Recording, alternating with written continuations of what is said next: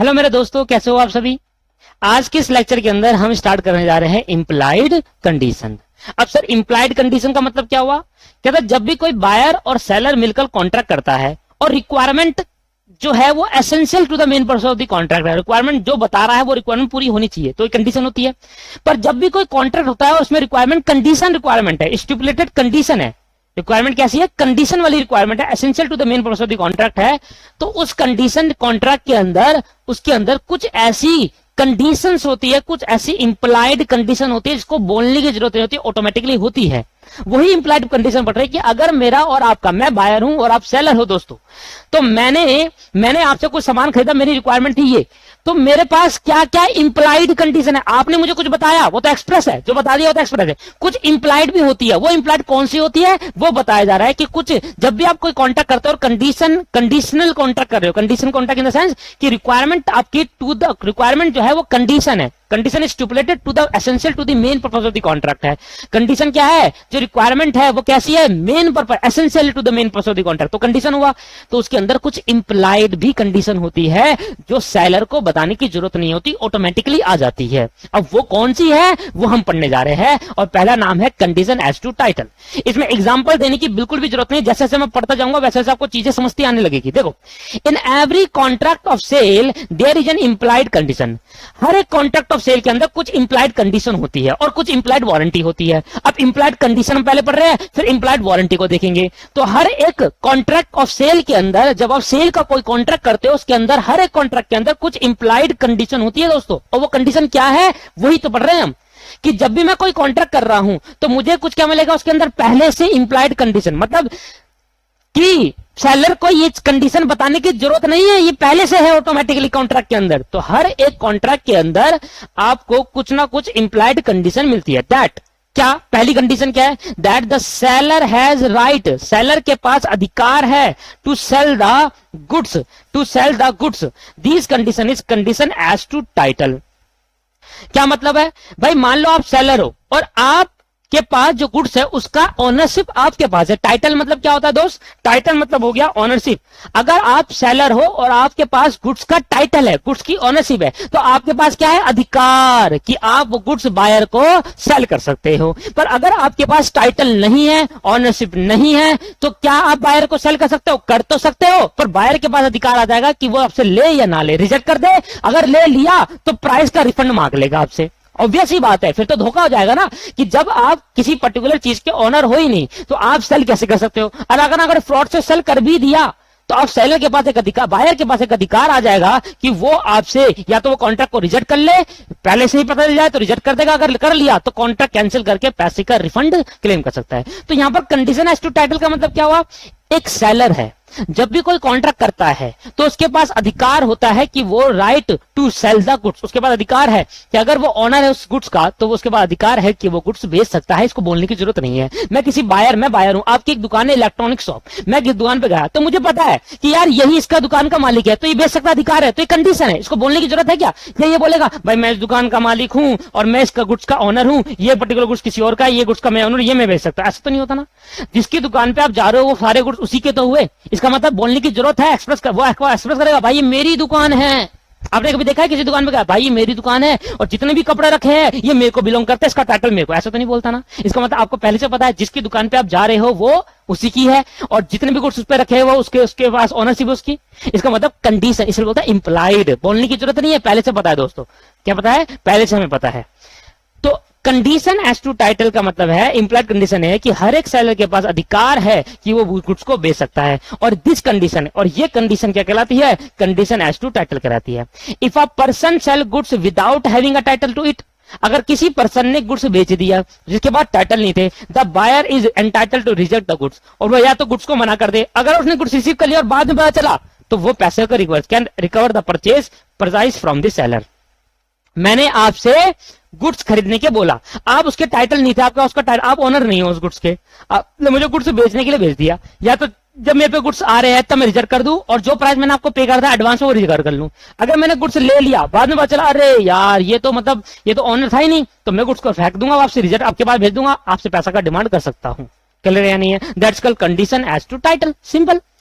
तो इसका मतलब ये हुआ कि हर एक सेलर के पास अधिकार है कि वो कि वो गुड्स को बेच सकता है अगर वो गुड्स उसके पास गुड्स का टाइटल है।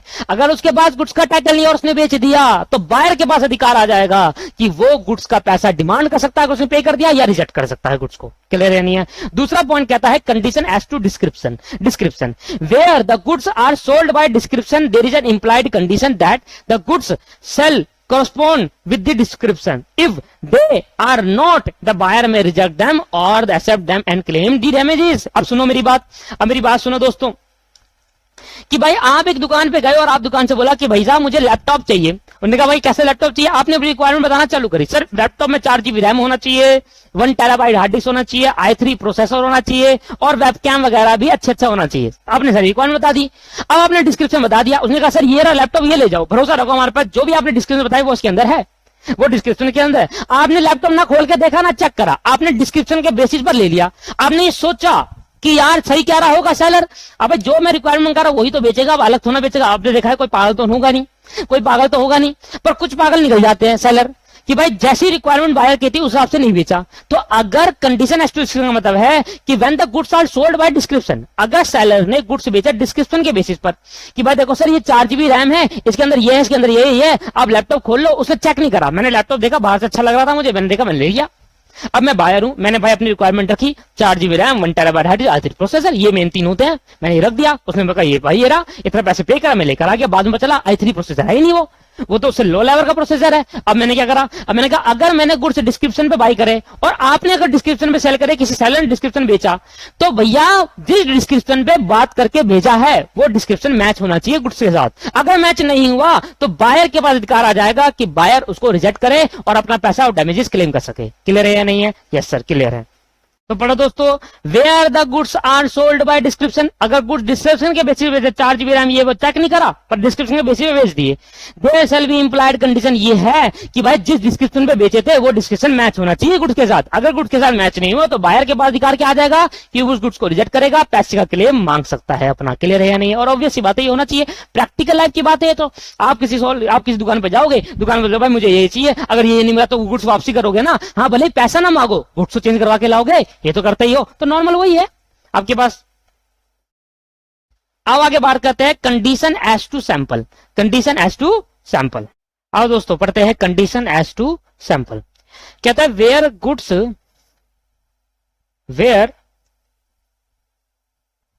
Goods are sold by sample there is an implied condition. और वो इंप्लाइड कंडीशन क्या है दोस्तों? आप किसी शॉप पे गए और आपने बल्क में सामान लिया। आपने किस पे लिया? बल्क में सामान लिया। तो बल्क में सामान लेने पे क्या होता है, आपको ये पता है कि हर एक गुड्स तो चेक नहीं कर सकते। मान लो आपने 1000 टीवी लिया तो आप 1000 के 1000 टीवी चेक करके तो नहीं ले सकते ना। इसलिए क्या करा, आपने एक सैंपल उठाया, उसमें देखा, कह रहा इसी वे में सारे दे दो।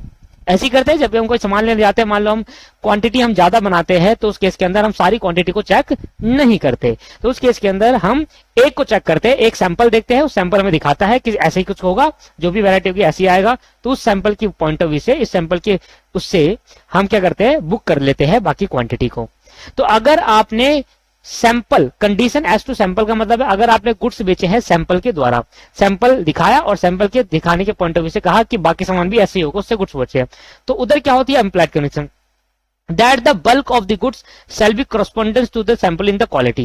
कहता है जैसा सैंपल दिखाया था वैसी जितने भी बल्क ऑफ गुड्स होंगे वैसे ही होने चाहिए। आपने पेयर ऑफ शूज लेने हैं तो आपको एक शूज दिखाया उन्होंने रिबॉक का, कह रहा देखो ये शूज है। मैंने कहा सर मैं एक रिबॉक शोरूम खोलना चाहता हूं और मुझे 1000 पेयर ऑफ शूज चाहिए, मतलब 1000 पेयर ऑफ शूज चाहिए, दोनों, एक नहीं दोनों का एक पेयर मींस एक, दोनों जूते का एक पेयर हो जाएगा, तो 1000 पेयर ऑफ शूज चाहिए। अब उसने आपको एक सैंपल दिखाया, तो जो आपने सैंपल दिखाया तो आपने बुक कर दिया ऑर्डर, कह रहा ठीक है भाई इसी सैंपल के ऐसी मेरे को क्वालिटी के। अब जब आपने सेल करी तो ये इंप्लाइड है कि ये हम जानते हैं कि भाई जो सैंपल दिखाया उसी तरीके का होगा बाकी बल्क ऑफ गुड्स में, बाकी 999 पेयर ऑफ शूज उसी तरीके के होंगे जिस तरीके से सैंपल है। तो ये इंप्लाइड है दोस्तों कि bulk of the goods shall B correspond with the sample of in the quality. तो जैसा सैंपल है क्वालिटी, जैसा क्वालिटी ऑफ सैंपल था, जिस तरीके की क्वालिटी सैंपल में क्वालिटी थी उसी तरीके का गुड्स बल्क वाली क्वालिटी में भी, उसी तरीके का क्वालिटी बल्क वाले गुड्स में भी होना चाहिए। ये इंप्लाइड है, ऑब्वियस ही बात है। That the buyer shall have a reasonable opportunity of the comparing the bulk with the sample. और बायर के पास एक अपॉर्चुनिटी होनी चाहिए कि भाई देखो आपने सैंपल तो दिखाया, आप किसी दुकान पे गए, आपने कहा कि सर पेयर ऑफ शूज चाहिए, और उसने कहा भाई देखो, मैंने कह रहा कितने चाहिए, कह रहा मुझे शोरूम खोलना है, मुझे 1000 पेयर ऑफ शूज चाहिए, बहुत बड़ी क्वांटिटी में चाहिए। कह रहा सर 1000 देखना तो पॉसिबल नहीं है, आप एक सैंपल दिखाया उसने, कह रहा इसी सैंपल के हिसाब से मुझे बाकी पेयर ऑफ शूज दे दो। अब मैं जानता हूं कि जो उसने सैंपल दिखाया, जो क्वालिटी का उसने सैंपल दिखाया था, उसी क्वालिटी के मुझे बाकी गुड्स मिलेंगे, पर फिर भी मैं चेक करूंगा। तो सेलर मुझे क्या देगा, बायर को एक रीजनेबल अपॉर्चुनिटी देगा। एक रीजनेबल अपॉर्चुनिटी मतलब एक टाइम देगा कि भाई तुम कंपेयर करते रहना, सारे 999 गुड्स को सैंपल से कंपेयर करके जरूर देखना, तो उसके लिए एक टाइम देना होगा। तो that the buyer shall have, buyer के पास क्या होना चाहिए, एक टाइम होना चाहिए। रीजनेबल अपॉर्चुनिटी मतलब एक टाइम पीरियड होना चाहिए जिस टाइम पे वो उस सैंपल वाले गुड्स को और बल्क वाले गुड्स को बाकी को कंपेयर कर ले। That the goods shall be free from the latent defect. Free from the latent defect का मतलब हो गया कि ये एश्योर कर रहे हैं कि भाई आप चेक कर लेना, बायर को बोला कि आप चेक कर लेना, सैंपल से क्वालिटी मैच कर लेना, हमने जो गुड्स भेजा है वो फ्री फ्रॉम लेटेंट डिफेक्ट है, मतलब कोई भी उसके अंदर कोई भी डिफेक्ट नहीं है। अगर defect which are not discoverable on a reasonable examination, और अगर आपके पास डिफेक्ट नहीं निकलता तो भूल जाओ, ठीक है। मतलब एक टाइम देंगे कि भाई इस टाइम के अकॉर्डिंग 10 दिन देंगे, भाई 10 दिन में आप चेक कर लो, अगर 10 दिन में आपको डिफेक्टिव निकलता है तो वापसी कर देना, अदरवाइज नहीं निकलेगा तो हम नहीं देंगे आपको। भाई 10 दिन बाद तो क्या पता आपकी वजह से हो, हम आपको 10 दिन का टाइम दे रहे हैं। आप मेरे पास आए, पेयर ऑफ शूज एक लिया आपने, 1000 शूज लिए आपने घर ले गए, मैंने कहा 10 दिन का टाइम है, जो भी डिफेक्टिव गुड्स निकल जाए, शूज निकल जाए, वो वापसी कर देना, हम कर लेंगे, पर 10 दिन के बाद नहीं होगा। एक रीजनेबल अपॉर्चुनिटी, एक टाइम दिया, उस टाइम पीरियड के अंदर अगर आप डिफेक्टिव निकलता है तो वापसी कर देना, अगर डिफेक्टिव नहीं निकलता, एग्जाम में आप निकल लिया, नहीं निकलता तो वापसी नहीं होंगे। और ऑब्वियस ही बात है सर, आप ऐसे तो बोलेंगे कि सालों साल तक भाई तुम्हारी वजह से भी तो हो सकता है डिफेक्ट। अब सेलर थोड़ा बोलेगा बायर को भाई जब तेरा जब डिफेक्टिव हो जाए तब वापसी कर दियो, ऐसे तो भाई बायर की गलती से भी तो डिफेक्टिव हो सकता है, सेलर कैसे पता चलेगा। तो भाई एक टाइम देगा कि भाई इतने टाइम तक बता दो, देख लो, चेक कर लो, आपको टाइम है, निकल जाए ठीक, नहीं वापसी कर देना, नहीं निकले फिर तुम्हारा लॉस। क्लियर है या नहीं है, ठीक है। तो ऐसे कहा भाई कंडीशन एज टू सैंपल। अगर हम सैंपल में एम्प्लॉयड कंडीशन क्या है कि जिस तरीके की क्वालिटी का सैंपल होगा उसी तरीके के बल्क गुड्स होने चाहिए। एक रीजनेबल अपॉर्चुनिटी बायर को मिलेगी कि वो सैंपल को और बल्क वाले गुड्स को कंपेयर कर सके कि क्वालिटी सेम है या नहीं है। अगर आपके पास एक रीजनेबल टाइम पे आप डिफेक्ट निकाल देते हो तो वापसी कर देना, नहीं निकलता तो वापसी नहीं होगा, ठीक है सर। और हम ये अश्योर करते हैं कि जो गुड्स है वो डिफेक्ट नहीं है, डिफेक्टिव गुड्स नहीं है, हमने आपको सही गुड्स दिए है। तो ये एक तरीके से क्या है, अब इन दोनों को मर्ज कर दिया। अगर कंडीशन एज टू डिस्क्रिप्शन और कंडीशन एज टू सैंपल दोनों, तो condition as to description and sample कहता है where the goods are sold by sample as well as by description. भाई एक पर्सन आया, उसने कहा भाई सैंपल दिखाया, उस सैंपल में डिस्क्रिप्शन पूछा, तो सैंपल भी दिखेगा और डिस्क्रिप्शन भी पूछ लिया कि भाई इसमें ये होना चाहिए, इसमें ये है, इसमें ये है, इसमें ये है, उसने डिस्क्रिप्शन भी देखा, सैंपल भी देख लिया। तो दोनों देखने की वजह से there is an implied condition that the goods shall be correspondent both the sample as well as description. अब देखो, एक आपने एक टीवी लिया, टीवी का आपने सैंपल देखा, चलाकर देखा, क्वालिटी देखी, आपने देखा एचडी क्वालिटी है या नहीं है, बढ़िया तरीके से चल रहा है, स्मार्ट टीवी है या नहीं है, तो आपने डिस्क्रिप्शन भी पढ़ा उसका, कितने साल की वारंटी है, ठीक है, कितने साल की कंडीशन है, और आपके पास कैसा सिस्टम है इसका, तो सारी चीजें आपने देखी, डिस्क्रिप्शन भी देखा आपने, सैंपल भी देख लिया, उसी सैंपल उसी डिस्क्रिप्शन के बेसिस पर ये इंप्लाइड रहेगा। ये बायर समझ के पहले से इंप्लाइड समझ गया कि अब जो बल्क में गुड्स मुझे देगा वो इसी सैंपल और डिस्क्रिप्शन के अकॉर्डिंग में होगा। इन दोनों को मर्ज करते हैं, सिंपल ये करा। तो दैट इंप्लाइड क्या है कि भाई अब बायर को आपने भाई 1000 टीवी का ऑर्डर दिया, एक सैंपल और डिस्क्रिप्शन देखा, एक डिस्क्रिप्शन पढ़ा, उसका सैंपल देख लिया, अब उसी बेसिस में सारे मिलेंगे, तो ये इंप्लाइड है ना कि जो सैंपल दिखाया, जो डिस्क्रिप्शन है, उसी बेसिस में मिलेंगे सारे के सारे। हाँ, इंप्लाइड है दोस्तों। तो दोस्तों क्या है, corresponding with the both sample and, तो बायर जो सेलर है जो भी गुड्स को देगा बायर को, वो उसी तरीके का होना चाहिए जो तरीका सैंपल और डिस्क्रिप्शन में दिया गया था। If the goods supply corresponded only with the sample, not with the description, or vice versa, the buyer is entitled to reject the goods. भाई सैंपल तो मैच कर गया पर डिस्क्रिप्शन मैच नहीं करा, सैंपल मैच कर गया पर डिस्क्रिप्शन मैच नहीं करा। अब से सैंपल और डिस्क्रिप्शन में फर्क क्या है, मैंने कहा आप एक दुकान पे गए और लैपटॉप लिया, लैपटॉप में वहां पर लिखा हुआ था कि 4 GB रैम है, 1 TB हार्ड डिस्क है और i3 प्रोसेसर है, ये लिखा था, that is called description. Laptop आपने देखा, आपने लैपटॉप देखा, बढ़िया से क्वालिटी देखी, लैपटॉप को कितने इंच का है, क्या है, सब कुछ देख लिया, ये हो गया सैंपल। डिस्क्रिप्शन वहां पर पढ़ लिया, भाई इसमें ये चीज है। अब i3 प्रोसेसर कैसे पता चलेगा भाई, जब तक लैपटॉप खुलेगा नहीं तब तक पता नहीं चलेगा। हाँ, दूसरी तरीके से, हाँ, प्रॉपर्टी में जाकर देख सकते हैं i3 प्रोसेसर है, पर अगर नहीं हुआ तो हो सकता है। तो इस केस के अंदर देखो सैंपल और डिस्क्रिप्शन डिफरेंस क्या है। डिफरेंस यह है कि सैंपल का मतलब है कि आप फिजिकली देख रहे हो, और जो डिस्क्रिप्शन है आप सिर्फ फिजिकली नहीं, आप सिर्फ सुन रहे हो, उसके फीचर्स को देख रहे हो। तो फिजिकली हम जब देखते हैं उसको बोलते हैं सैंपल, और जब फिजिकली नहीं देखते हैं फिर सुनते हैं किसी के मुंह से या बोलते हैं भाई इसके अंदर ये क्वालिटी है, ये क्वालिटी, उसको बोलते हैं डिस्क्रिप्शन। दोनों में डिफरेंस आया। तो अगर आप फिजिकली लैपटॉप को देख रहे हो होगा सैंपल, तो फिजिकली देखा 15 इंच का लैपटॉप था, आपको 14 इंच का पकड़ा दिया, तो आप रिजेक्ट कर सकते हो गुड। यस, जो गुड्स थे वो 15 इंच के लैपटॉप दिया, पर उसमें 4 GB रैम की जगह 2 GB रैम कर दी, या 1 TB हार्ड डिस्क की जगह 500 GB हार्ड डिस्क कर दी, या i3 प्रोसेसर की जगह उससे कम प्रोसेसर कर दिया। तो अगर सैंपल के हिसाब से है पर डिस्क्रिप्शन के हिसाब से नहीं है, तब भी गुड्स रिजेक्ट कर देगा बायर, और अगर डिस्क्रिप्शन के हिसाब से है, सैंपल के हिसाब से नहीं है, तब भी बायर गुड्स रिजेक्ट कर देगा। तो दोस्तों दोनों ही केस के अंदर रिजेक्ट होने हैं। जैसा सैंपल देखा है, जैसा फिजिकली लैपटॉप देखा था, और जैसे उसके अंदर फीचर्स थे, डिस्क्रिप्शन थे, उसी तरीके का सारे बल्क में गुड होना चाहिए। अगर दोनों में से एक भी मिस हो गया, सैंपल ठीक है, सैंपल ही देखा था तो 15 इंच का ही था, फिजिकली देखा था तो 15 इंच का, और सारे लैपटॉप 15 इंच का ही है, पर डिस्क्रिप्शन में मिसमैच कर गया तो रिजेक्ट होंगे गुड्स। डिस्क्रिप्शन पूरा सही है पर फिजिकली देखा तो आप एक अलग चीज दिख रही है, एक अलग चीज दिख रही है दूसरे लैपटॉप में, शेप अलग है या कुछ अलग है, तो वो फिर रिजेक्ट हो जाएंगे। तो दोनों में होना चाहिए, इंप्लाइड है, इसको बताने की जरूरत नहीं है। ऑब्वियस सी बात है, जब आप सैंपल देख रहे हो तो उसी तरीके के सारे गुड्स होने चाहिए ना। अगर हम तो ये मान के चलेंगे, इम्प्लाइड का मतलब क्या है, एक्सप्रेसिव होना बता, हमें पता है भाई कि जो तू सैंपल दिखा रहा है, जो तू डिस्क्रिप्शन बता रहा है, वही डिस्क्रिप्शन सैंपल के हिसाब से सारे गुड्स होने चाहिए, ये इम्प्लाइड है। और अगर नहीं हो तो हम रिजेक्ट कर देंगे, इसमें बताने की जरूरत नहीं है। सैंपल देखते ही इसलिए है कि बाकी गुड्स को मेजर कर सके। आ रहा समझ में? ठीक है, फिफ्थ पॉइंट बढ़ते हैं, कंडीशन एज टू फिटनेस और quality. Condition as to fitness और क्वालिटी कहता है, as the general rule in a contract there is no implied condition as to quality और fitness of the article of any particular purpose. कहता है general rule कहता है there is no implied condition as to quality और fitness. कहता है quality और fitness से रिलेटेड कोई भी इंप्लाइड कंडीशन नहीं होती, ऐसा जनरल रूल कहता है। बट ध्यान देना क्या कह रहा है, it is the buyer duty to select the goods of his requirement is if subsequently the goods are found unsuitable for his purpose the seller is not responsible for it, but there is an implied condition as to quality और fitness of the goods for the purpose of the buyer under the following condition. कहता है general rule ये कहता है कि वैसे देखा जाए तो गुड्स की क्वालिटी और गुड्स की फिटनेस, सही फिटनेस मतलब फिजिकली सही होना, क्वालिटी मतलब उसको टेस्ट करने के बाद, अगर गुड्स कंज्यूमर्स है, आपने सेब लिया, सेब, आपने एप्पल लिया, तो एप्पल को बाहर से देखा सही लग रहा था, बहुत अच्छा चमक रहा था, पर अंदर से सड़ा हुआ था।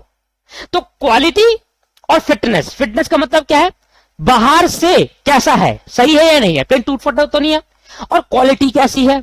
आपने एक टेबल लिया, टेबल का बाहर से देखा सब कुछ फिनिशिंग बहुत अच्छी थी, दैट इज कॉल्ड फिटनेस, और टेबल रखा उसमें छोटा बच्चा 2 बार कूद गया, टुक करके टूट गया वो, तो दैट इज कॉल्ड क्वालिटी। तो क्वालिटी देखी जाती है लंबे टाइम तक रहने के बाद, फिटनेस देखी जाती है बाहर से फिजिकल ओवरव्यू। तो एक जब हम बात करते हैं क्वालिटी और फिटनेस की, तो वहां पर इंप्लाइड कंडीशन नहीं होती, ये डिपेंड करता है बायर पे, बायर कैसी क्वालिटी लेना चाहता है, कैसे तरीके का लेना चाहता है, कैसे तरीके फिटनेस, बड़ा लेना चाहता है, छोटा लेना चाहता है, कैसे लेना चाहता है। तो जनरली ये कहता है कि क्वालिटी और फिटनेस की जब बात हो रही हो किसी प्रोडक्ट की, किसी गुड्स की, तो वहां पर इंप्लाइड कंडीशन नहीं होती। वो बायर की ड्यूटी है कि बायर सेलर को बताए किस किस तरीके की क्वालिटी का, किस तरीके के फिटनेस का गुड्स चाहिए आपको। अगर बायर ने गुड्स की क्वालिटी रिक्वायरमेंट अपनी बताई, मैं आपकी दुकान पर आया, मैंने बोला भैया मुझे ऐसा ऐसा टीवी चाहिए और ऐसे ऐसे इसमें क्वालिटी होनी चाहिए, यानी इसमें अच्छी क्वालिटी का टीवी चाहिए, बहुत अच्छा ब्रांड होना चाहिए, साथ में इसमें ऐसे फीचर्स होने चाहिए, ये इतना बड़े इंच का होना चाहिए, मैंने आपको सारी रिक्वायरमेंट बता दी। अब आपने मुझे उस रिक्वायरमेंट के अकॉर्डिंग टीवी दे दिया। अब आपको लेने के बाद आपको लगता है यार ये मुझे मजा नहीं आ रहा, इसको मुझे अच्छी नहीं लग रही, तो ये फिर आपकी गलती है, ये सिर्फ मेरी गलती है, क्योंकि मैंने जिस रिक्वायरमेंट में बोला था उस रिक्वायरमेंट उन्होंने दे दिया। अब मुझे टीवी का, जब मैंने टीवी चलाया तो मैं अपने दोस्त के यहाँ गया, उसका टीवी देखा तो उसमें एचडी क्वालिटी का बहुत सारी पिक्चर आ रही थी, बहुत साफ पिक्चर आ रही थी, मेरी में थोड़ी ब्लर कर रही थी, तो मैंने कहा ये तो क्वालिटी बड़ी खराब है इस टीवी की। मैं पहुंच गया सेलर के पास, मैंने कहा भाई सेलर, मैंने कहा था भाई मेरी रिक्वायरमेंट पूरी करना, मैंने कहा सर आपकी रिक्वायरमेंट पूरी करी है सर, इसमें तो क्वालिटी खराब आ रही है। मैंने कहा सर ये तो आपकी तो देखना चाहिए था, जिस तरीके का मांगे उस तरीका देंगे। आपने कहा भाई आईपीएस डिस्प्ले दो, अगर आप आईपीएस मांगते तो आईपीएस देते, फुल एचडी मांगते 4K मांगते 4K देते, तो जिस तरीके का मांगो उस तरीका तो देंगे। अब आपके दोस्त का टीवी 4K है और आपका टीवी सिर्फ एचडी है, 4K मतलब 4000 पिक्सल का है, 4000 पिक्सल, जितने ज्यादा पिक्सल का होता है क्वालिटी वीडियो, उतने ज्यादा अच्छी क्वालिटी आती है। अब है 1080 पिक्सल, 1080 पिक्सल, तो 1080 पिक्सल और 4000 पिक्सल, दोनों में डिफरेंस है नहीं। जितना ज्यादा, अभी समझो, जिसको नहीं पता वो समझो, जितना ज्यादा पिक्सल होगा उतनी अच्छी क्वालिटी आएगी। तो 4000 पिक्सल और 1080 पिक्सल, फर्क है दोनों में, 2K भी होता है, 2000 पिक्सल और 1080 पिक्सल।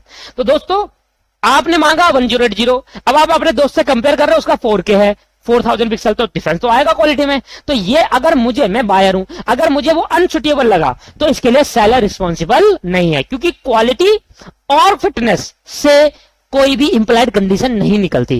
क्वालिटी फिटनेस है, ये नहीं मान के चलोगे कि भाई मुझे अच्छी क्वालिटी का चाहिए, ऐसा बोल दिया आपने सेलर के पास जाकर अच्छी क्वालिटी का, उसने आपको 1080 पे 1000 दिया, आपने अपने दोस्त का देखा 4K है तो कह रहा भैया मुझे 4K चाहिए था, तो आप बताओ ना जो 4K चाहिए था, आप कह रहे हो क्वालिटी तो 1080 पिक्सल अच्छी होती है, आप 1080 पिक्सल में वीडियो देखो कितनी अच्छी क्वालिटी की आएगी।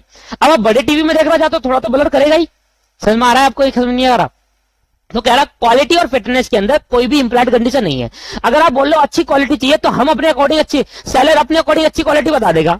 अब आपने अपने दोस्त का देखा उसकी बहुत ज्यादा अच्छी है, तो आप बताओ ना। तो ये क्वालिटी और फिटनेस में ये इंप्लाइड कंडीशन नहीं हो सकती दोस्तों, इंप्लाइड कंडीशन नहीं हो सकती, बट कुछ कंडीशन अगर फुलफिल हो जाए तो इंप्लाइड कंडीशन मान लिया जाएगा।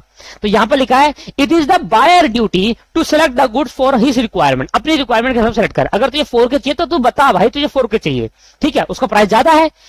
It subsequently goods are found unsuitable, अगर बायर को लगे कि गुड्स अच्छा नहीं है, मेरे अकॉर्डिंग नहीं है, तो for this purpose the seller will not be responsible but there is an implied condition as to quality, responsible नहीं होगा। तो जनरली ये कहता है कि क्वालिटी और फिटनेस में इंप्लाइड कंडीशन नहीं होती। अपने आप नहीं मानोगे कि 4K होगा, 4K बताना पड़ेगा, अपने आप नहीं मान सकते अच्छी क्वालिटी का चाहिए। अच्छी क्वालिटी में अच्छी क्वालिटी क्या बताओ रिक्वायरमेंट, तो आपकी रिक्वायरमेंट के हिसाब से देंगे। तो ठीक है, तो अब ये मरेगा भाई क्वालिटी अच्छी, मैंने बोला, मैं दुकान पे गया, सेलर से बोला भाई सेलर भाई मुझे अच्छी क्वालिटी का टीवी दो। अब क्वालिटी का मैं तो भाई अब कुछ और सोचेगा, मेरी क्वालिटी का कुछ और थिंकिंग है कि भाई मैं ऐसी क्वालिटी का मांगना चाहता हूं, वो ऐसी क्वालिटी का सोच रहा है। तो दोनों में डिफरेंस आपको बताना पड़ेगा दोस्तों। तो क्वालिटी कभी इंप्लाइड नहीं होती, बट कुछ ऐसी कंडीशन है कि जहां पर क्वालिटी और फिटनेस इंप्लाइड हो जाती है। यहां पर लिखा but there is an implied condition as to quality और fitness if the goods for the purpose of buyer under the following condition. क्या है वो कंडीशन? कहता है where the buyer had made know to the seller the particular purpose for which he need the goods. अगर buyer ने seller को यह बता रखा है कि उसको किस पर्पस के लिए गुड्स चाहिए और उसको अपनी नीड बता रखी है कि इस नीड के लिए मुझे गुड्स चाहिए, तो मैं ये मानकर चलूंगा भाई मैंने तो बता दिया था, मैंने सेलर को बोल दिया है कि भाई मुझे सबसे बेस्ट क्वालिटी का टीवी दे दो मुझे, और उसमें अच्छी बिल्कुल बहुत तगड़ी तरीके से आपके पास 4K पिक्चर आए।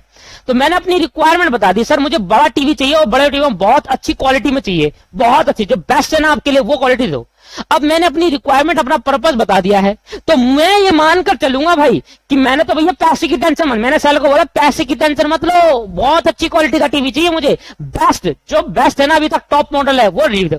मैंने अपनी रिक्वायरमेंट बता दी बहुत अच्छी तरीके से, मैंने कहा पैसे की टेंशन मत लेना। अब सेलर, मैं ये मानते हुए चलूंगा जो सेलर मुझे टीवी देगा उसकी क्वालिटी और फिटनेस बिल्कुल बेस्ट होगी, क्योंकि मैंने अपना पर्पस बता दिया था। तो यहां पर इंप्लाइड आ जाएगा कि भाई मैंने जब अपना पर्पस, अपना नीड बता दिया कि मैं किस पर्पस के लिए गुड्स यूज करूंगा और क्या मेरी जरूरत है इस गुड्स की, तो वो पर्पस, पर्टिकुलर पर्पस मैंने अपना बता दिया है किस पर्पस के लिए गुड्स यूज होंगे, तो उसी पर्पस के लिए गुड्स दिखाएगा, उसी पर्पस के लिए गुड्स दिखाएगा। क्लियर है या नहीं है? समझ में आ रहा, नहीं आ रहा? समझ में आ रहा है। अब मैं दुकान पे गया, मैंने कहा भैया छोटे बच्चा है, 5 साल की उम्र है, उसको साइकिल चाहिए, तो मैंने रिक्वायरमेंट बता दी भाई, मैंने पर्पस बता दी कि 5 साल के बच्चे के लिए साइकिल चाहिए, तो अब वो उसी पर्पस के लिए गुड दिखाएगा। अगर उसने बड़ी साइकिल दे दी तो फिर मैं रिजेक्ट कर सकता हूं, क्योंकि मैंने तो क्या बोला था, अपनी रिक्वायरमेंट बता दी, अपना पर्पस बता दिया था कि किस लिए गुड्स चाहिए। समझ में आ रहा है? तो where the buyer has made know to the seller, buyer seller को बता दे the particular purpose for which he need the goods, किस लिए गुड्स चाहिए उसका पर्पस बता दे, तो बायर सेलर की अब रिस्पॉन्सिबिलिटी है तो उसी क्वालिटी, अच्छी फिटनेस में दे जिस उस पर्पस पे बैठ जाए, उस पर्पस के लिए दे। The buyer shall rely on the skills and judgement of the seller, और बायर को एक विश्वास करना पड़ेगा, बायर विश्वास करता है कि हाँ सेलर अपने अकॉर्डिंग, अपनी जजमेंट के अकॉर्डिंग, अपने स्किल्स के अकॉर्डिंग अच्छा ही क्वालिटी का गुड्स देगा मुझे, क्योंकि मैंने उसको पर्पस बता दिया, मुझे इतना पता नहीं है क्वालिटी का, मैंने उसको बता दिया सर मुझे ऐसा चाहिए। अब मैं एसी लेने दुकान पे गया, मैंने कहा सर एसी चाहिए बहुत अच्छा, आपके हिसाब से जो अच्छा एसी हो, जिसमें सबसे बिल कम आए और अच्छी कूलिंग हो, वो दे दो मुझे। मैंने अपना पर्पस बता दिया, मैंने क्या बोला, मेरे को ऐसा एसी चाहिए जिसमें बहुत अच्छी कूलिंग आए और बिल और एसी के कंपैरिजन में कम आए। उसने उसके अब मैं सेलर की स्किल्स और जजमेंट इतने टाइम से बेच रहा है, उसके एक्सपीरियंस है, इतने टाइम से बेच रहा है, वो रिव्यू आ रहे होंगे भाई इसमें बिल ज्यादा आता है, मैंने उसको अपना पर्पस बता दिया भाई मुझे अच्छा कूलिंग चाहिए और बिल कम आना चाहिए, एसी अच्छा हो, लंबे टाइम तक चले, तो ये बता दिया मैंने। अब वो मैं उसकी जजमेंट स्किल्स पे रिले करूंगा और मैं कहूंगा भाई सेलर जो भी देगा मुझे बेस्ट क्वालिटी का जिस पर्पस के लिए मैंने मांगा है उस पर्पस के लिए देगा। अब यहां पर जो कंडीशन है वो इंप्लाइड हो, क्वालिटी से रिलेटेड और फिटनेस से इंप्लाइड हो गई है। क्यों? क्योंकि मैंने पर्पस बता दिया, मैं मानते हुए चलूंगा जो मुझे देगा वो अच्छी क्वालिटी का होगा, अच्छी फिटनेस का होगा। आया समझ में? ठीक है। Where the consent of the buyer are obtain by the seller the fraud और मिसरिप्रेजेंटेशन, बाय द फ्रॉड और मिसरिप्रेजेंटेशन। ये पॉइंट काट दो सर, ये यहां पर नहीं आएगा पॉइंट, ये पॉइंट काट दो सर, आप यहीं तक लिखना है आपको कि अगर नीचे कंडीशन फुलफिल हो जाती है दोस्तों तो मैं मान के चलते हैं कि कंडीशन जो क्वालिटी और फिटनेस से रिलेटेड वो इंप्लाइड है दोस्तों। क्या है? इंप्लाइड। तो ये दो कंडीशन आपको लिखनी है, लास्ट वाला पॉइंट नहीं लिखना आपको। ठीक, आओ सर 6 पॉइंट पे चलते हैं।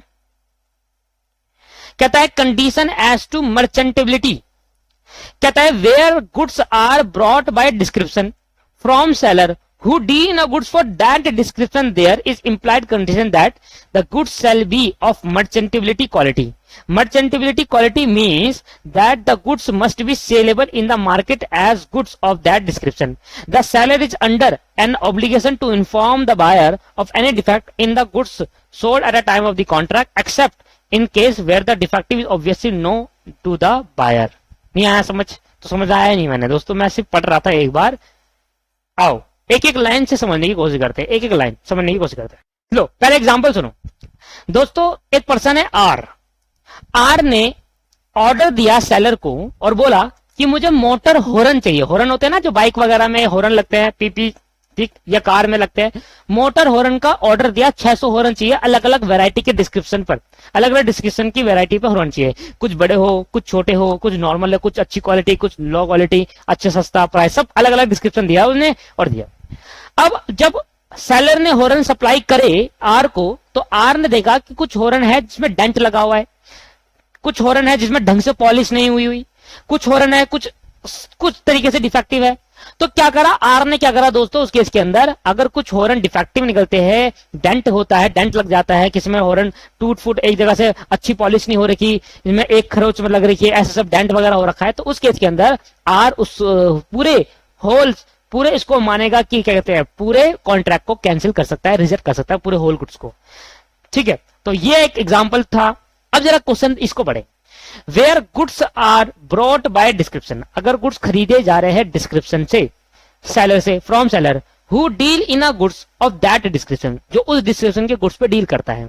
अगर मैं हॉर्न खरीदना चाहता हूं, अगर मैं टीवी खरीदना चाहता हूं, अगर मैं फ्रिज खरीदना चाहता हूं, अगर मैं कार खरीदना चाहता हूं, बाइक खरीदना चाहता हूं, मैं उन्हीं पर्सन के पास जाऊंगा, उन्हीं सेलर के पास जाऊंगा जो इस तरीके की काम को बेच रहे हैं, सेल कर रहे हैं, है ना? सिंपल सी बात है। अब आप ग्रोसरी प्रोडक्ट लेने जाओगे तो कहां जाओगे? जनरल स्टोर पे जाओगे ना, जहां पर ग्रोसरी प्रोडक्ट मिलते हैं। आप जब टीवी लेने जाओगे तो इलेक्ट्रॉनिक शॉप पे जाओगे, है ना? अब जब कार लेने जाओगे तो कार के शोरूम में जाओगे, बाइक लेने जाओगे तो बाइक के शोरूम में जाओगे। तो जो सेलर इस डिस्क्रिप्शन के पे बेच रहा है, सेल कर रहा है, उसी के पास हम लेके जाएंगे। तो अगर हम कोई गुड्स खरीदते हैं डिस्क्रिप्शन के बेसिस में, वो सेलर से जो इस तरीके के डिस्क्रिप्शन के गुड्स बेचता है। मैंने कहा मुझे ऐसा लैपटॉप चाहिए जो 4 GB अगर हो, 1 TB हार्ड डिस्क हो, i3 555 प्रोसेसर हो, तो मैं उस सेलर के पास जाऊंगा जो सेलर ये सब डिस्क्रिप्शन में बेचता है। There is an implied condition, उसमें क्या हो जाती है कि इंप्लाइड कंडीशन आ जाती है that the goods shall be of the merchantability quality. Merchantable quality, merchantable को मतलब क्या होता है, आगे बढ़ा है।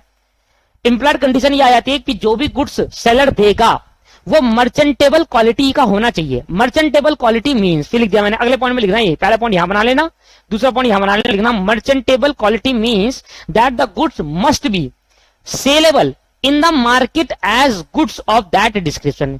वो क्वालिटी का गुड्स देना जो क्वालिटी का गुड्स मार्केट में सेल होता है, वैसी क्वालिटी का गुड्स देना। आप फोन लेने गए, आपने कहा सर ये फोन चाहिए मुझे, तो आपने भाई फोन दिया, उस पर्सन के पास जाए जिस पर जो फोन आपको चाहिए। मान लो आपको OnePlus का फोन चाहिए, बहुत कम मिलते हैं OnePlus के फोन, आप उसी सेलर के पास गए जिस सेलर पे OnePlus का फोन था। ऐसे एप्पल का फोन हो गया, बहुत कम सेलर, हर कोई सेलर नहीं रखता एप्पल का फोन, ऑथराइज सेलर रखते हैं। तो आप ऐसे फोन लेने गए जो ऑथराइज सेलर रखते हैं, बहुत कम सेलर होते हैं। अब ठीक है, OnePlus या एप्पल का फोन आप लेने गए, ठीक। अब आपने कहा भाई देखो मेरे को ये फोन चाहिए, ऐसे ऐसे डिस्क्रिप्शन के बेसिस पर आप फोन ले रहे हो, तो वो ये इंप्लाइड मानते हुए चलूंगा कि सेलर मुझे वही क्वालिटी का गुड्स देगा जो मार्केट में सेल आउट होता है, जिस तरीके का गुड्स मार्केट में बिक रहा है उसी तरीका ये सेलर मुझे उसी को वही गुड्स देगा जो बाकी सेलर मार्केट में बेच रहे हैं। That is called merchantable quality. तो merchantable quality means that the goods must be saleable in the market as the goods of that description. उस डिस्क्रिप्शन गुड्स मार्केट में सेल हो रहा हो, वही क्वालिटी का गुड्स मुझे चाहिए। The seller is under an obligation to inform the buyer to any of any defect in the goods sold at the time of the contract. अगर seller को लगता है कि इस गुड्स के अंदर कुछ डिफेक्टिव है तो बायर को इन्फॉर्म करेगा at the time of making the contract of sale. जिस टाइम पे कॉन्ट्रैक्ट ऑफ सेल हो रहा है उस टाइम पे बायर क्या करेगा दोस्तों, बताएगा कि सर इसमें ये डिफेक्टिव है बता दे, अदरवाइज वो सारे गुड्स रिजेक्ट कर देगा। Except in case where the defective obviously know by the buyer. सब तब नहीं बताएगा जब बायर को पहले से दिख रहा है कि हाँ यार ये गुड्स डिफेक्टिव है। दोस्तों तो कंडीशन एज टू मर्चेंटेबिलिटी क्या है कि जब मैं कोई गुड्स डिस्क्रिप्शन के बेसिस पे लेता हूं उस सेलर से जो सेलर मेरे डिस्क्रिप्शन को पूरा कर रहा है, तो उस सेलर के पास इंप्लाइड कंडीशन ये आएगा कि मैं ये मानते हुए चलूंगा वो सेलर मुझे वही क्वालिटी का गुड्स दे रहा है। कौन सी क्वालिटी? Merchantable quality. अब मर्चेंटेबल क्वालिटी का मतलब क्या है? वो क्वालिटी ऑफ गुड्स जो बाहर मार्केट में उसी डिस्क्रिप्शन के मार्केट में बिक रहा है, ऐसी क्वालिटी में जो बाहर मार्केट में जिस क्वालिटी का बिक रहा है वही क्वालिटी का गुड्स मुझे चाहिए। अगर सेलर की ड्यूटी है कि अगर उस गुड्स में कुछ डिफेक्टिव निकलता है तो बायर को बताए। कब नहीं बताएगा बायर को? जब बायर पहले से वो डिफेक्टिव जानता होगा। बायर को फोन दिखाया, उसमें देखा यार ये थोड़ा सा यहाँ पर डेंट से लगा हुआ है, इसमें अच्छी से नहीं लग रहा। तो अगर बायर पहले जानता तो सेलर को बताने की जरूरत ही क्या है? तो सेलर तब बताएगा जब बायर को नहीं पता, बायर को इन्फॉर्म करेगा। ठीक है। और अगर बायर ने सेलर ने इन्फॉर्म नहीं करा तो बायर किसी वक्त उसको रिजेक्ट कर सकता है, क्योंकि कंडीशन क्या है? इम्प्लाइड। ये मानते हुए चलेगा कि वही क्वालिटी के गुड्स जाएंगे जो बाहर मार्केट में सेल आउट हो रहे हैं। ऐसे मैंने एक एग्जांपल दिया था, देखो अभी यहाँ पर कह रहा आर ने ऑर्डर दिया 600 मोटर का हॉर्न का और वेरिंग डिस्क्रिप्शन, अलग अलग डिस्क्रिप्शन के ऑर्डर दिया मोटर हॉर्न का, गाड़ियों के हॉर्न का अलग अलग 600 का डिफरेंस दिया, कोई बड़ा कोई छोटा, कोई अलग तरीके से कोई तरीके से। Some of the horn were dented and badly polish and are reject whole of the consignment. पूरा कंसाइनमेंट, पूरे गुड्स को मना कर दिया गया, भाई मैं नहीं ले रहा, क्योंकि इसके इतने सारे गुड्स तो यहाँ पर डेंट है, कोई यहाँ से डेंट लग रखा है, इसका मतलब कोई यहाँ से पॉलिसी अच्छे से नहीं करेगी तो मार के मैं बाहर कस्टमर को कैसे बेचूंगा? वो कहेगा भाई ये तो पुराने वाले हैं, ये तो ऐसे बोल देगा। तो भैया मैं पूरे गुड्स को रिजेक्ट कर रहा हूँ, क्योंकि मैंने पहले ही बोल दिया था कि गुड्स मुझे उस क्वालिटी का चाहिए जिस क्वालिटी में मार्केट में बिक रहा है। That is called merchantable quality. Clear नहीं है? तो अगर वो नहीं दिया रहा तो इसको क्या करेंगे? डिफेक्टिव। हाँ, अगर बायर चाहता है क्या, चल ठीक है, बायर अगर बायर की कंसेंट हो तो बायर का चाहेगा कि भाई चलो 600 मोटर का है ना, 100 डिफेक्टिव है, 100 ले लो, बाकी रख दो, बाकी 100 और दे देना मुझे। ये वो है। पर अगर बायर चाहे तो फुल्ली रिजेक्ट कर सकता है, ये बायर पर राइट आ जाएगा। अगर वो नहीं कर रहा वो उसकी मर्जी है। ठीक है, वो उतने कर रहा है जितने वो है तो उसकी मर्जी है दोस्तों।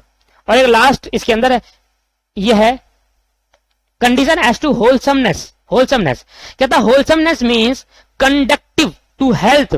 The condition applied only in the contract of sale stable provision. In such case supply must be merchantable and wholesomeness also. नहीं आ समझ? एग्जांपल सुनो, सब समझ में आ जाएगा।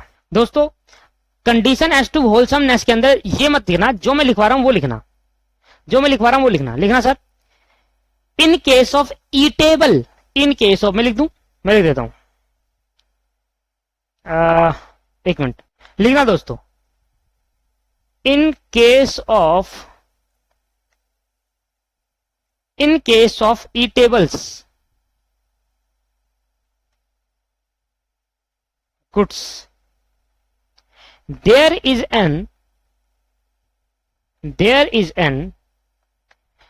another implied condition. There is another implied condition. There is another implied condition that the goods shall be, ये simple language में है दोस्तों, that the goods shall be wholesomeness।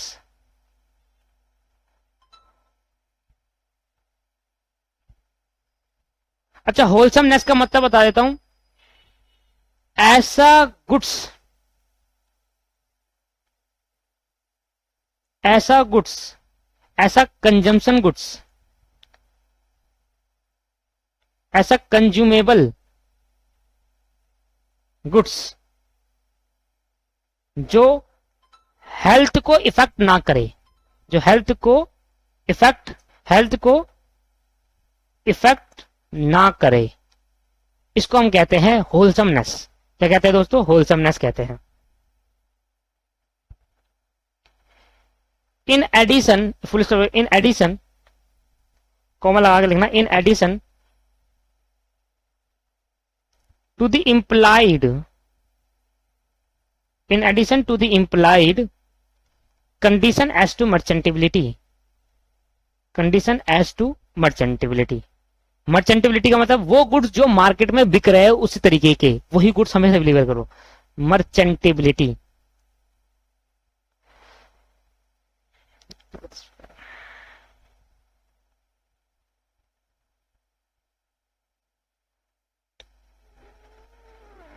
merchantability तो ये आपको लिखना उसकी जगह पर। एग्जाम्पल देखते हैं सर, एग्जाम्पल इसके नीचे लिखना, भाई ए ने बी को मिल्क सप्लाई करा, milk supplied by A to B, तो भैया ए कौन बन गया? ए बन गया सेलर। यार आप किसी दुकान पे दूध लेने जाते हो कभी दोस्तों, तो आप कभी ये पूछते हो कि अच्छी क्वालिटी का है? आपको पता है ना कि जो भी वो दूध देगा वो कभी भी, जो मिल्क होगा वो कभी भी हेल्थ के लिए हानिकारक नहीं होगा। और आप ये मान के चलते हो कि वो प्रोडक्ट जो मुझे वो मिल्क दे रहा है, दूध की थैली दे रहा है, वो दूध की थैली सभी जनों को दे रहा है, मर्चेंटेबिलिटी है, सभी जनों को दे रहा है मार्केट के अंदर, और अच्छी क्वालिटी का ही होगा। ये आपकी इंप्लाइड कंडीशन है। कभी ये तो पूछते नहीं हो ना भैया, आप कहते हो भैया 1 किलो दूध देना, जब जहां से रोज दूध लाते हो तो ये कहते हो ना 1 किलो दूध दे दो, या 1 लीटर दूध दे दो, या फिर आपके पास आधा लीटर दूध दो, 1 थैली दूध की दे दो, ये कहते हो ना दोस्तों। तो आप मुझे बताओ कि कभी ऐसा कुछ हुआ है कि जब आप दुकान पे आते हो तो कहते हैं भैया ऐसा दूध की थैली देना जो इफेक्ट ना पड़े हेल्थ को? ऐसा तो नहीं बोलते ना। तो इसका मतलब आप क्या मानते हुए चलते हो दूध की थैली लेने पर? जब आप दूध की थैली लेते हो 1 लीटर या आधी लीटर वाली, तो आप ये कहते हो कि आप कुछ नहीं कहते, आपको पता है पहले से इंप्लाइड कंडीशन है कि इसके अंदर जो भी क्वालिटी होगी वो अच्छी होगी, हेल्थ के लिए हानिकारक नहीं रहेगी, होलसमनेस होगा, हेल्थ के लिए हानिकारक ना जहां हो वो होलसमनेस होता है।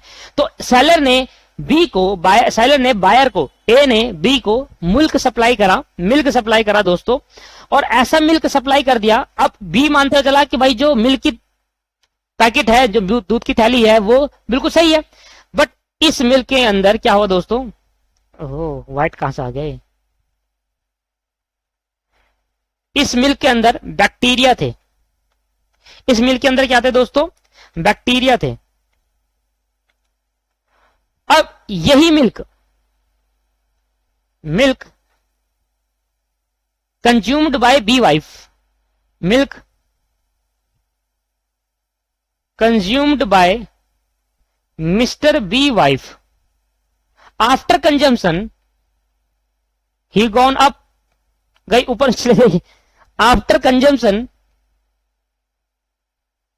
इसको कंजम्पशन करने के बाद, कंज्यूम करने के बाद मिस्टर बी वाइफ डेथ। क्योंकि जो मिल्क था उसके अंदर इतना बैक्टीरिया था जिससे उसकी तबीयत बहुत ज्यादा खराब होगी और दोस्तों वो चल बसी। मिलते हैं, कभी मिलेंगे। So in this case A is liable to pay damages to B. So in this case A is liable to pay damages to mister B. क्योंकि दोस्तों मिस्टर बी ये मानते हुए चलेंगे कि जो भी ऐसे फूड जो कंजम्पशन के फूड है, in case of eatable goods, ऐसे गुड जो खाने वाले हैं, कंजम्पशन करने वाले हैं, there is another implied condition that the goods shall be wholesomeness. मतलब ऐसे गुड्स हम ये मानते चलेंगे, जो हम गुड्स खा रहे हैं, कहीं भी दुकान पे जा रहे हैं, कोई भी प्रोडक्ट कंज्यूम कर रहे हैं, खा रहे हैं, तो ये मानते हुए चल रहे हैं ना कि वो पर्टिकुलर दुकान वाला सही दे रहा होगा। अगर उसने खराब दिया, एक्सपायरी दिया, तो आप उस पर केस करोगे ना डैमेजेस का। वही कहने की कोशिश कर रहा है, इंप्लाइड कंडीशन है। अगर कंज्यूमेबल प्रोडक्ट आप ले रहे हो तो वो अच्छा होना चाहिए, बेकार नहीं होना चाहिए, उसके इफेक्ट ना पड़ना चाहिए, हेल्थ होलसमनेस होना चाहिए, और साथ में वो प्रोडक्ट होना चाहिए जो बाहर मार्केट में बिक रहा है, मर्चेंटेबिलिटी उस डिस्क्रिप्शन पे उसी क्वालिटी का वो होना चाहिए। साथ में इन एडिशन लिख दिया, ठीक है। होलसमनेस तो होना चाहिए और साथ में मर्चेंटेबिलिटी। होलसमनेस का मतलब ऐसे कंज्यूमेबल गुड्स जो हेल्थ को इफेक्ट ना करे, वह वो गुड्स आप सेलेक्ट करो, ठीक है दोस्तों। ये एग्जाम्पल आप उतारेंगे और आपका जो इंप्लाइड कंडीशन था वो खत्म हो गया। और लास्ट टॉपिक आज ही क्लास में कवर कर लेते हैं, फिर खत्म हो गया चैप्टर के बाद। इंप्लाइड वारंटी, इसके अंदर ज्यादा डिस्कशन नहीं करना। 2 पॉइंट है इसके अंदर, 2 है 4 पॉइंट है, और छोटे छोटे जल्दी से कर लेंगे। देखो इंप्लाइड वारंटी क्या होता है। वारंटी, इंप्लाइड वारंटी, जैसे मैंने कहा इंप्लाइड कंडीशन होता है जब आप वारंटी कर रहे हो, जब कोलेटरल पर्पस होता है। क्या होता है, collateral to the main purpose, collateral to the main purpose of the contract, कि भैया मेन पर्पस तो जो एसेंशियल पर्पस है वो तो पूरा हो रहा है, पर साथ में एक और पर्पस हो रहा है। तो वारंटी में क्या होता है, रिप्लेस नहीं, रिपेयर होता है आपके पास, है ना वारंटी। तो इंप्लाइड वारंटी कुछ होती है of a quiet possession, quiet possession, quiet possession क्या होता है इसका मतलब, देखो इसका मतलब implied warranty of quiet possession का मतलब क्या है, ध्यान सुनना। In every contract of sale there is an implied warranty that the buyer shall have and enjoy the quit position of the goods. Quit position of the goods का मतलब क्या है, if the quit position of the buyer is any way disturbed by the person having a superior right then that of the seller, the buyer can claim the damages from the seller. अब देखो मतलब समझो, quit position का मतलब क्या, example दे रखा है मैंने नीचे। देखो ए ने दोस्तों बी से क्या लिया, मोटरसाइकिल ली ऑन हायर, हायर मतलब क्या है, रेंट पर 10 दिन के लिए। मैं ए ने कहा बी से, भाई मुझे अपनी मोटरसाइकिल दे दो 10 दिन के लिए। उसने कहा ठीक है चलो ले लो। अब ए ने पहले मोटरसाइकिल ली बी से उधार पर, मतलब रेंट पर चलाने के लिए। यही मोटरसाइकिल ए ने सी को बेच दी, सोल्ड मोटरसाइकिल, यही मोटरसाइकिल किसको बेच दी, सी को बेच दी दूसरे नंबर पे। अब बी कह रहा है कि भाई लाओ, बी कह रहा है कि भाई बी को पता चल गया भाई सौम्य दिया, तो बी पहुंचा भागा भागा, कह रहा सी ये मेरी मोटरसाइकिल है, ले दे दो, तो क्लेम मोटरसाइकिल फ्रॉम सी, इसको बता। अब सी को मोटरसाइकिल देनी पड़ गई, इसको मोटरसाइकिल देनी पड़ी। अब भाई देनी पड़ी, अब इसका तो लॉस हो गया सी का, क्योंकि सी ने ए से जब मोटरसाइकिल ली थी तो उसको पेमेंट करी थी। अब सी ने बी जो मोटरसाइकिल थी वो बी की थी, बी आके ले गया भैया, उसका तो वो तो असली ओनर है। तो अब सी क्या कर सकता है, एंटाइटल टू डैमेजेस फ्रॉम ए। इसका मतलब क्या है कि दोस्तों, इसका मतलब ये है, क्विट पोजीशन का मतलब ये हुआ आपके पास। तो इस एग्जांपल से हमने ये समझा कि अगर सेलर ने, मैं सेलर हूं आप बायर हो, अगर मैंने आपको गुड्स बेच दिया तो अब मैं उस गुड्स का पोजीशन आपको ट्रांसफर कर दूंगा, ऑनरशिप आपको ट्रांसफर कर दूंगा। तो अब मैं आपसे उस गुड्स का पोजीशन नहीं ले सकता। अगर मैंने आपको बाइक बेच दी तो अब मैं आपसे वो बाइक नहीं ले सकता, क्योंकि रियल ओनर जो होगा बाइक उसकी ही रहेगी। इस केस के अंदर क्या हो गया, ए ने सी को बाइक बेच दी, पर ए रियल ओनर नहीं था, पर सी था रियल ओनर उस बाइक का या उस कार का, तो साइकिल का।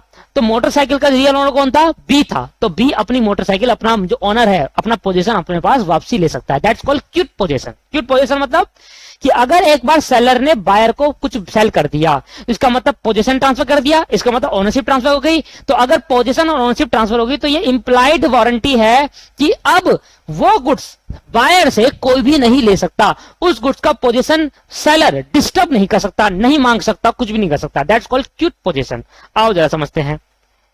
In every contract of sale, there is an implied warranty that the buyer shall have and enjoy the quit position. Quit position का मतलब क्या है, पोजीशन यहां पर क्विट कर गई। क्विट करने का मतलब क्या है, अब बायर से कोई भी उस गुड्स को नहीं ले सकता। वो बायर का लास्ट स्टेप है, वो बायर के पास लास्ट है, उसके हमेशा उसके पास ही रहेगा गुड्स, जब तक बायर नहीं चाहे उसको बेचना। तो क्विट पोजीशन का मतलब है एंजॉय, क्विट पोजीशन का मतलब अब सेलर बायर से उस गुड्स का पोजीशन वापसी नहीं ले सकता। That's called quiet possession of the goods.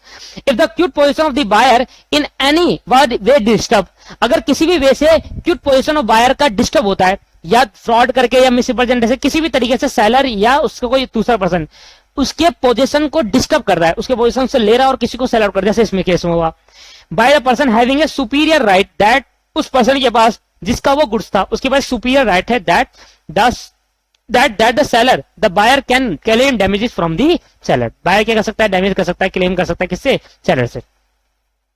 तो दोस्तों जैसे कि इस केस के अंदर क्या हुआ, ए ने बी से लोन उधार पे कार ली और उसने ए ने सी को बेच दी। अब सी के पास बाइक आ गई, अब जो रियल ओनर है उसको तो वापस देनी पड़ेगी। अब जो पैसे दिए थे ए सी ने ए को, अब वो आपसे ले लेगा, क्योंकि रियल ओनर के पास है क्विट पोजीशन, उसी के पास रहेगी सारी बाइक।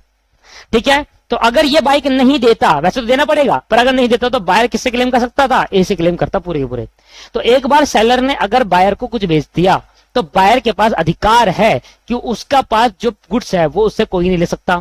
और अगर उसके गुड्स के पोजीशन को डिस्टर्ब करा जा रहा है, उससे कोई लिया जा रहा है तरीके से, गलत तरीके से, तो वो डायरेक्टली जाकर सेलर पर क्लेम कर सकता है डैमेजेस का, कि भाई ऐसे कैसे ले जाएगा, अब तूने बेच दिया ना, अब तू नहीं ले सकता मेरे से गुड्स से। ठीक है, तो एक बार अगर आप टीवी खरीद के लाके आ गए तो सेलर आपके पास वापसी नहीं आ सकता, ये टीवी हमें दे दो, वापसी नहीं दे सकते, भाई मेरी मर्जी, मेरा टीवी है, मैं क्यों दूं, समझ आ गया। That's called warranty, implied warranty of quiet position.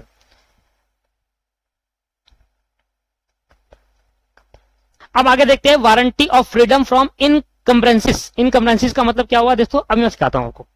जैसे कि ये हमने एग्जांपल लेते हैं एक, अब भाई देखो एक सेलर है, एक सेलर ने शोरूम में जाकर, एक सेलर ने पहले शोरूम, एक पर्सन ने, मान लो मिस्टर ए है, एक ए है, चलो राम है, तो राम ने शोरूम में जाकर क्या लिया, कार ले ली, एक कार ले ली, ठीक है। अब ये कार की किस्त भरता था, इंस्टॉलमेंट में किस्त भरता था, इंस्टॉलमेंट किस्त भरता था, और इसकी किस्त जाती थी 20,000।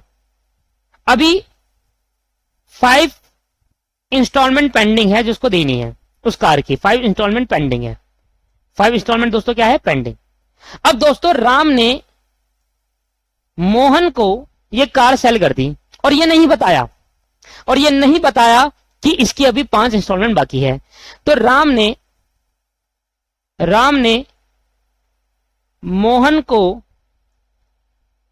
कार सेल कर दी, ये नहीं बताया कि इंस्टॉलमेंट अभी बाकी है। अब दोस्तों राम तो इंस्टॉलमेंट पे नहीं करा था, शोरूम वाले की तरफ से बैंक वाले आए, रिकवरी एजेंट, बैंक वाले की तरफ से कौन आता है, रिकवरी एजेंट, और पहुंच गए किसके पास, पहुंच गए आपके पास मोहन के पास, और मोहन से कहा लाओ भाई कार निकाल लो क्योंकि तुम्हारी बड़े टाइम से पेंडिंग है, कार ले आओ, क्योंकि इंस्टॉलमेंट पे नहीं करी, क्योंकि इंस्टॉलमेंट पे नहीं की। अब बेचारे नहीं कार ली, 1 महीना हुआ नहीं था, इंस्टॉलमेंट देनी थी, उस बंदे ने दी नहीं, उसने तो फ्रॉड कर लिया इसके साथ। अब दोस्तों मोहन इस पे क्या कर देगा, केस कर देगा, कहा कि भैया अब मेरे पैसे, डैमेज, क्लेम फॉर डैमेजेस मांग सकता है, क्लेम फॉर डैमेजेस। ऑब्वियस ही बात है यार, कार तो ले जाएंगे भाई बैंक वाले, क्योंकि इसको थोड़ा पता था कि इंश्योरेंस बना, लेता नहीं कार। अब जिसकी इंस्टॉलमेंट पेंडिंग है वो कार क्यों लूं, क्योंकि भरनी तो मुझे पड़ेगी उस ओनर को। तो इस केस के अंदर राम पे क्या हो जाएगा, केस हो जाएगा। तो सबसे पहले क्या हुआ, एक कार परचेज करी, उसकी इंस्टॉलमेंट पेंडिंग थी, तीसरा कार बेच दी, चौथा रिकवरी एजेंट ले गए कार, और 5वां क्लेम फॉर डैमेजेस। तो कहा कि भाई इंप्लाइड वारंटी क्या है, जब हम किसी से कोई सेलर, जब हम बायर है, हमने सेलर से, किसी सेलर से गुड्स खरीदे, तो हम ये मान के चलते हैं कि उसके इंस्टॉलमेंट कभी पेंडिंग ना हो, वो थर्ड पार्टी को कुछ देना ना हो उससे रिलेटेड, है ना, चार्ज बोलते हैं इसको, क्या बोलते हैं, चार्ज, वो फ्री फ्रॉम एनी चार्ज हो, चार्ज मतलब कुछ पेमेंट ना करना हो किसी पार्टी को। अब मान लो उसने किसी से लिया, अब सेम जैसे कि क्या हुआ, ये होगी थर्ड पार्टी, जिसको हम क्या कहते हैं, थर्ड पार्टी, और इंस्टॉलमेंट क्या होगी, चार्ज होगी, इंस्टॉलमेंट पेंडिंग क्या है, चार्ज है, तो ये फ्री फ्रॉम चार्ज नहीं है, थर्ड पार्टी हो गई दोस्तों, कॉन्ट्रैक्ट हुआ इन दोनों के बीच में, तो थर्ड पार्टी क्या होगी, ये जो कार ले गई, क्योंकि भाई पैसे नहीं दिए थे, तो दैट इज कॉल्ड फ्रीडम के साथ हम नहीं कर सकते। तो warranty of freedom from encumbrance, there क्या है इसका मतलब, there is an implied warranty on the part of the seller, sale के बाद implied warranty that the goods shall be free from any charge और encumbrance in favour of any kind of any of third party. मतलब कोई भी goods अगर seller बेच रहा है तो उस गुड्स से रिलेटेड किसी को पेमेंट नहीं करनी हो, थर्ड पार्टी फ्री रहे वो, मतलब वो फ्री फ्रॉम है एनी थर्ड पार्टी से, कि भाई किसी को पेमेंट नहीं करनी उस गुड से। जैसे मैंने कार की बात करी, तो कार जो उसने सेलर ने बेची बायर को, राम ने जो मोहन को कार बेची, तो सेलर राम हो गया, मोहन बायर हो गया, तो सेलर ने जो कार बेची वो फ्री फ्रॉम चार्ज है या नहीं है, नहीं है दोस्तों, क्योंकि उससे रिलेटेड अभी इंस्टॉलमेंट पेंडिंग थी, किसको पेमेंट करनी थी, that's not a free from charge. तो अगर हम किसी हम क्या मानते हैं, अगर कोई बायर है, अगर किसी सेलर से कुछ गुड्स खरीद रहा है, तो ये मानते हुए चलेगा कि वो गुड्स से रिलेटेड कोई भी पेमेंट अभी बाकी नहीं है, वो ओरिजिनल उसके पास है और जो सारी पेमेंट कर चुका होगा तभी गुड्स है, अब ये सारे के सारे गुड्स मेरे हो जाएंगे, ये इंप्लाइड मानते हुए चलते हैं ना। कभी आप पूछते हो कार खरीदने में किसी शोरूम पे जाओगे और किसी बायर सेलर से पूछेगा, भाई कोई पूछते हो कि भाई ये क्या कहते हैं कार जो बेच रहा है इसके अंदर तूने इसकी पेमेंट कर दी नहीं कर दी पूरी, ऐसा तो नहीं पूछते ना, क्योंकि उसी कार है, उसको पता है उसके नाम उसकी कार है, तो वो बताएगा नहीं बताएगा, वो सब कुछ बताता है। तो अगर वो पेमेंट आएगी तो बताएगा ना, अगर वो नहीं बता रहा उसका मतलब आप तो नहीं पूछोगे। तो ये हम मानते हुए चलते हैं कि हम जब किसी से कार खरीद रहे हैं, पुरानी कार खरीद रहे समझ लो, तो हम मानते हुए चलते हैं कि वो फ्री फ्रॉम चार्ज है, मतलब उस कार से रिलेटेड अभी किसी तीसरी पार्टी को पेमेंट नहीं करनी है, ठीक है, वो फ्री है, मतलब किसी को नहीं करनी, अब सीधा पेमेंट इसको करो और कार ले जाऊंगा, ये इंप्लाइड माना करते हैं, ठीक है। Where there is an breach of the implied warranty the remedy for buyer is sue for damages. अब कार तो ले जाएंगे पर claim for damages for remedies, claim damages for remedies, मतलब क्लेम फॉर रेमेडीज मतलब पैसा मांगेगा, क्लेम फॉर रेमेडीज लिख सकते हो, डैमेजेस लिख सकते हो, जो भी डैमेजेस को हुआ उस रिलेटेड पैसा मांग लेगा मोहन कि भाई कार तो चलेगी, अब जो पैसा इसने पेमेंट करी थी राम को वो पैसा दे वापसी। ठीक है दोस्तों, क्लियर है या नहीं है? क्लियर। अच्छा सर ये तो बता दो सर इनकम्बरेंसेस का मतलब क्या होता है? सर अगर इनकम्बरेंसेस की बात करो तो फ्री फ्रॉम एनी डिफेक्ट ऐसे बोल सकते हो, मतलब फ्री फ्रॉम एनी डिफेक्ट का मतलब ये हो कि इनकम्बरेंसेस का मतलब अगर हिंदी में बोलो तो बांधा, कोई भी बांधा ना हो उस पे, किसी गुड्स के मतलब कोई डिस्प्यूट ना चल रहा हो उस पे। मान लो मैं आपसे बात गया, मैंने कहा प्लॉट चाहिए आपका, जो लैंड है वो खरीदना चाहता हूँ, अब उस लैंड के अकॉर्डिंग आपके और आपके भाई पर झगड़े चल रहे कि ये लैंड मेरी लैंड है, मैं खरीद ला आपसे, आप तो पैसे लेके भाग जाओगे, फिर मेरा उस पर डिस्प्यूट आएगा। तो free from any defect, free from Latin defect, मतलब कोई भी बांधा नहीं होनी चाहिए, फ्री रहना चाहिए, मतलब सब कुछ पेमेंट हो गई हो, किसी कोई तरीके का डिस्प्यूट नहीं हो, कोई तरीके का बांधा नहीं होनी चाहिए, है ना? तो वो चीज होता है इनकम्बरेंस का मतलब। क्लियर है या नहीं है? चलिए क्लियर है। अब पढ़ेंगे warranty as to fitness, an implied warranty और कंडीशन एज टू क्वालिटी और फिटनेस और for a particular process may be annexed for a usage of trade. कहता है अगर आपने वही सेम में कि अगर आपने पर्पस बता दिया कि किस पर्पस के लिए आप ये यूज कर रहे हो, तो आप ये मानते हुए चलेंगे जो क्वालिटी है वो इंप्लाइड है, क्योंकि हमने पर्पस बता दिया भाई देखो ये पर्पस के लिए चाहिए तो में से ऐसी क्वालिटी होनी चाहिए, तो उसके स्किल्स पर डिपेंड किए गए पर वो हमें अच्छी क्वालिटी देगा। तो सेम पॉइंट है कंडीशन वाला जो फिटनेस है, अगर उसकी जगह पर ये लिखना चाहो तो सेम लिख दोगे, कोई दिक्कत नहीं है, सेम पॉइंट है कि वारंटी एज फिटनेस का मतलब क्या है कि हम अगर उसको बता दे क्वालिटी और फिटनेस का, हम उसको बता दें कि हमारा पर्पस क्या है, किस पर्पस के लिए हम ये ले रहे हैं, तो सेलर की अब जिम्मेदारी है कि उस पर्पस के लिए अच्छी क्वालिटी का प्रोडक्ट उसको पकड़ाए। ठीक है दोस्तों, और लास्ट पॉइंट हमारी क्लास का, और 2 क्लास में चैप्टर खत्म कर दिया दोस्तों, 2 क्लास में, और बहुत अच्छे तरीके से खत्म करा है, ऐसा नहीं है, बहुत एक एक लाइन समझा दी मैंने आपको बुक की, आप चेक कर सकते हो अपना स्टडी मैट, एक एक लाइन है। Warranty of disclosing the dangerous nature of goods, कहता है द थर्ड इम्प्लाइड कंडीशन, ऐसा वैसे थर्ड में है, ये फोर्थ में लिखवा दी मैंने, तो कोई बात नहीं, कुछ भी लिख दो, इधर लिख दो फोर्थ, क्या दिक्कत है? Fourth implied warranty on the part of the seller, seller के पार्ट में इम्प्लाइड वारंटी क्या होगी? Is that in case the goods sold are in dangerous nature he must be warn the ignorant buyer for the probable danger, if there is a breach of the warranty the buyer is entitled to claim the compensation for the injury of cause to him. भाई एक person है, एक person वो chemist की shop पे गया, और chemist की शॉप पे बोला, फार्मेसी की शॉप पे गया और बोला कि भैया मुझे नींद की गोली दे दो, नींद की गोली। अब उसको नींद नहीं आनी, रात की नींद उड़ चुकी है, आपको पता है क्यों उड़ती है नींद? बेचारा रिलेशनशिप में था और नींद उड़ चुकी है बेचारे की। अब रिलेशनशिप था भाई, सोना उसकी मान नहीं रही बात को, और सोना बाबू खेल लेते हैं, वो नहीं हो रहा, वो थोड़ा डिस्टर्ब है, कह रहा मुझे नींद की गोली चाहिए। अब वो नींद की गोली लेने गया, उसने कहा भैया मुझे नींद की गोली दी है, वैसे तो नींद की गोली मिलती, अब केमिस्ट ने नींद की गोली दी थी। अब केमिस्ट की जिम्मेदारी है कि उसको बताना है कि ये नींद की गोली कितनी खानी है। बेचारे ने 5 खा ली, फिर 5 खा ली एक साथ ही, और खाली तो वो उड़ ही गया, फिर सोना बाबू खत्म हो गया बेचारा। तो 5 खाली दो एक साथ, अगर एक साथ 5 खाली तो इसका मतलब कि केमिस्ट को ये बताना है ये डेंजरस नेचर की दवाई है, तो इसको इस तरीके से लेनी है। तो केमिस्ट वाला क्या करेगा, जो फार्मेसी वाला होगा वो क्या करेगा, उस डेंजरस थिंग की जो भी नेचर होगा उस डेंजर उसको बताएगा कि भाई ये डेंजर है, इस तरीके से यूज करना है इसको। और मेन चीज में सबसे अच्छा एग्जांपल होगा वो दवाइयों का।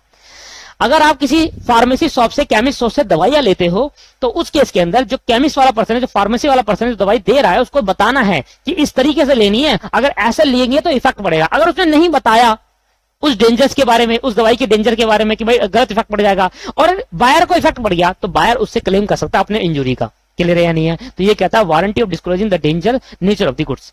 तो अगर हम कोई गुड्स ले रहे हैं तो हमें पता है कि भाई जो गुड्स हम ले रहे हैं वो ठीक है, अगर उसमें डेंजरस थिंग है तो ये सेलर की जिम्मेदारी बनती है वो हमें बताए कि इसमें डेंजरस थिंग है। हम तो मान के चलेंगे भाई ये तो सही है बिल्कुल। तो इसके बाद क्या है, in case of goods are sold by danger he must be warn the ignorant buyer the और द प्रोबेबल डेंजर। और इसमें अगर गुड्स डेंजर नेचर के सेल कर रहा है तो हम उस सेलर की जिम्मेदारी है कि वो बताए कि इसमें क्या डेंजर है। ठीक है, पानी गर्म करने वाली रोड होती है ना, उससे पानी गर्म करने वाली रोड, तो उसको अगर आप पानी में गर्म करो, उसमें पानी में हाथ डाल तो करंट वगैरह लगता है, लगता नहीं लगता पता नहीं। अब लगता है ऐसा क्योंकि भाई पानी में होता है और जला हुआ है तो भाई ऑब्वियस ही बात है झटका लगेगा। अब ये सेलर की जिम्मेदारी है भाई ये डेंजरस प्रोडक्ट है, वो बता देता है जो पहली बार खरीद रहा होता है, कहता है देखो सर, देखो बहन जी या भाई, ये जब भी आप लगाओगे ना बाथरूम के अंदर या कहीं पर भी पानी गर्म करने, तो उससे दूर रखना बच्चों को, और उसमें किसी में हाथ डालने देना, ये डेंजर चीज के बारे में बताएगा। तो ये उसकी इंप्लाइड वारंटी होती है दोस्तों, कि डिस्क्लोज करेगा अगर कोई सेलर डेंजरस प्रोडक्ट को बेच रहा है तो उसको डिस्क्लोज करेगा कि भाई इस तरीके से डेंजर हो सकता है, इससे दूर ही रहिए। क्लियर है दोस्तों? तो यहां पर ये चैप्टर फिनिश करना जाता है, और 2 क्लास के अंदर ये चैप्टर मैंने फिनिश कर दिया दोस्तों, 2 क्लास के अंदर बहुत अच्छे तरीके से मैंने चैप्टर बताया, ठीक है, बढ़िया तरीके से मैंने आपको ये चैप्टर समझा दिया है। आज की क्लास को यहीं समाप्त करते हैं, अब नेक्स्ट क्लास में मिलते हैं बढ़िया तरीके से। Thank you very much, bye bye.